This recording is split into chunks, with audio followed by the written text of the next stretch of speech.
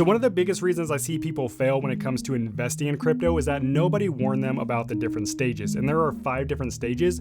Most people only make it to stage 3, which leads them to either giving up too early and or losing more money than they ever make. But if you know all 5 stages, you'll know what to expect, your stress levels will go down, you'll actually have a plan, and the odds that you'll actually make money in crypto go way up. And that's exactly what we're going to go over in this video. The first phase is where we all start. This is the easiest phase, but it also leads you to making bad decisions later on in the other phases. I call this the euphoria phase. This is where you're super stoked about buying crypto, so you set up an account on a crypto exchange and you start buying. You might even set aside some money every paycheck to invest every month or every couple weeks. And you're also probably watching some YouTube videos and keeping your eye on the market.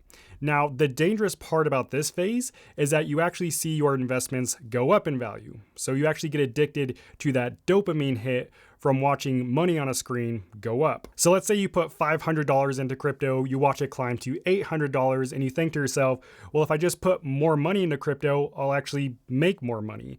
And in theory, that would be correct. But this is where a lot of people get into trouble, because if you don't know the next phases and what's to come, then you actually end up losing more money than you'll ever make. And I've been through this so many times myself. And I also feel like if my investments aren't going up in value, even if they're up overall, if they aren't just like climbing straight up, I start to feel a little uncomfortable and I start to get anxiety, and that's when it becomes stressful. And when everything's going up, it's easy to think this will never go back down. And instead of asking, should I be selling? You start asking, well, how high can this actually go? And again, that's extremely dangerous. But then stage 2 comes in to make you second guess all of the decisions you made up to this point. I think we've all been here, and it really starts to mess with you emotionally. That's why I call this stage the fade. For a lot of people, at this stage, investing stops feeling euphoric and starts feeling more stressful. So your portfolio looks more like a heartbeat. There's lots of ups and downs. Some days look amazing. Some days make you question if you should sell everything. And at this stage, usually one of 2 things happen. You either stop investing altogether out of fear, or you're really optimistic and you invest even more money. But in this stage, I notice once your investments start flatlining or even trending downward, that's when the frustration begins to kick in, because ultimately you're chasing that euphoric feeling that you had when your portfolio was trending upward. And that's why I call it the fade, because the dopamine and excitement that you had when your investment was trending upward fades away and you feel agitated.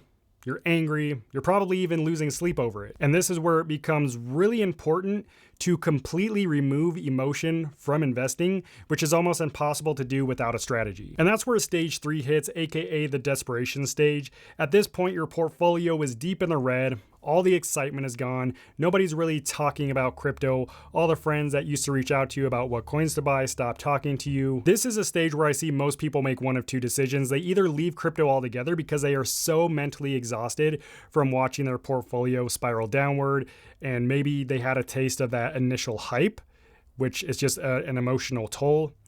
Or 2, they're determined to make their money back, so they start doing extremely risky stuff and they lose all of their crypto. They start buying meme coins, leverage trading, joining investment groups.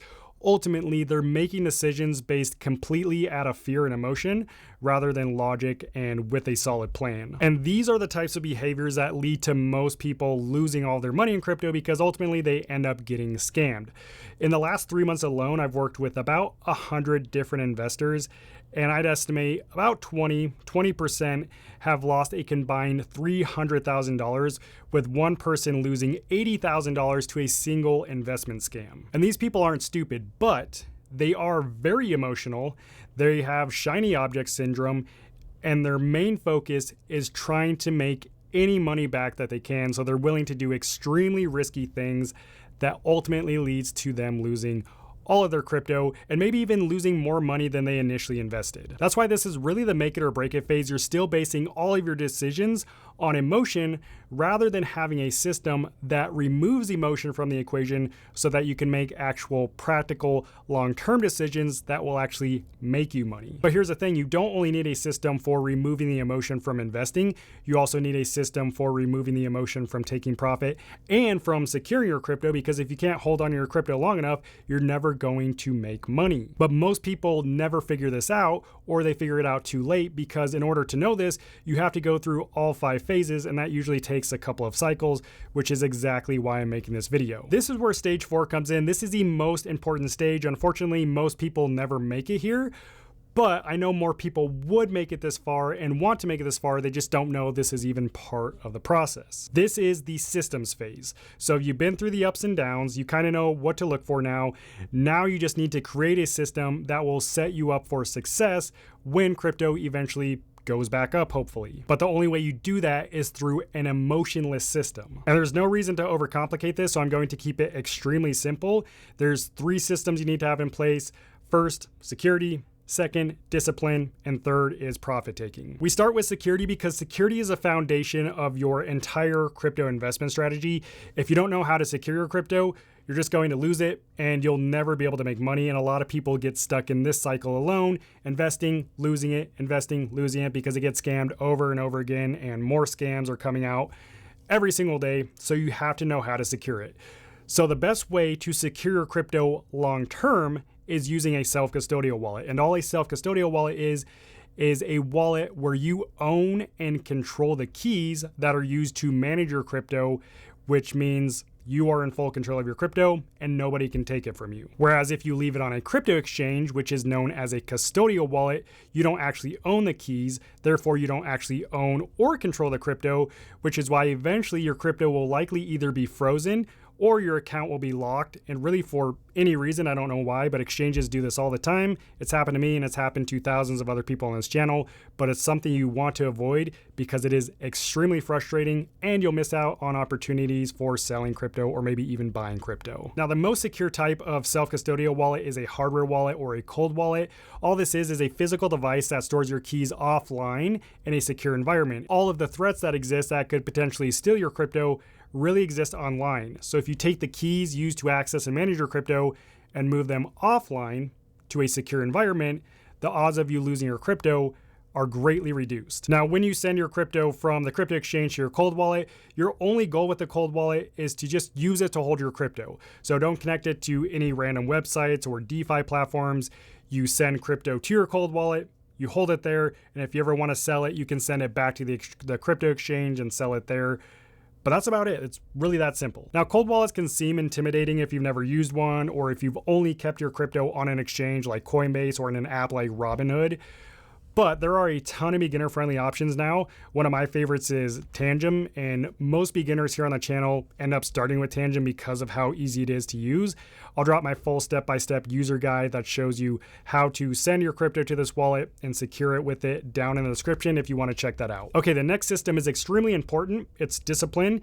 You need to decide how much you can comfortably invest in crypto each month. And by comfortably, I mean if you invested in crypto for the next 12 months straight and you wake up tomorrow and your portfolio is down 80%, do you still have a roof over your head? Can you still pay your bills? And are your stress levels still relatively low?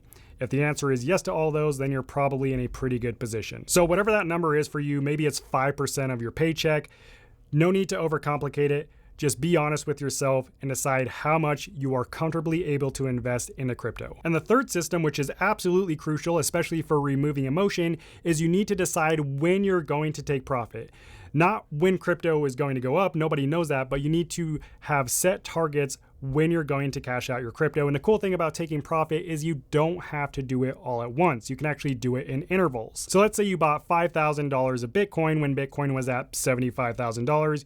You might take 25% profit when it reaches $80,000, and then another 25 when it reaches $85,000, and then another 25 when it reaches $90,000, and maybe you're all out at $125,000, and and you walk away with $1,300 profit. Using this kind of scale out method, if the market keeps going higher, it's good because you still have exposure since you're taking profit at intervals, but also the reverse is true. If the market goes down, at least you took some profit along the way. By doing this, you completely eliminate emotion from the equation because now you're investing strategically with a plan, whereas before you were investing emotionally and it was really just gambling, which is extremely stressful. But when you have a plan that you stick to, it pretty much removes all of the stress. And eventually, if you implement these 3 strategies, especially if you do it early on, you will make it to stage 5. This is the stage that most investors dream of, but never actually get to. If you can reach this stage, the odds of you walking away having made money in crypto significantly increase. This is where crypto finally starts feeling more manageable, not because you stopped caring about the market, but because you've been through all the phases before, you know exactly what to expect, you know how to secure your crypto, and you actually have a plan that you're going to stick to. At this stage, your crypto is sitting safely in a cold wallet, you stop panic selling every dip, you're not investing in random meme coins or trading groups because that's what some influencer told you to do, and you stop checking your portfolio every 10 minutes looking for that validation. And honestly, you stop caring about this short-term price movement so much because you actually have a plan and you understand that there are several stages to this. You also understand that surviving matters more than trying to time the market perfectly. You know that security is more important than hype, and ultimately, you know that patience will pay off as long as you don't do anything stupid while you're waiting for it to pay off. And even though this all might seem boring compared to your favorite crypto influencers' hype recommendations, it's the boring stuff that separates the 1% from the other 99%.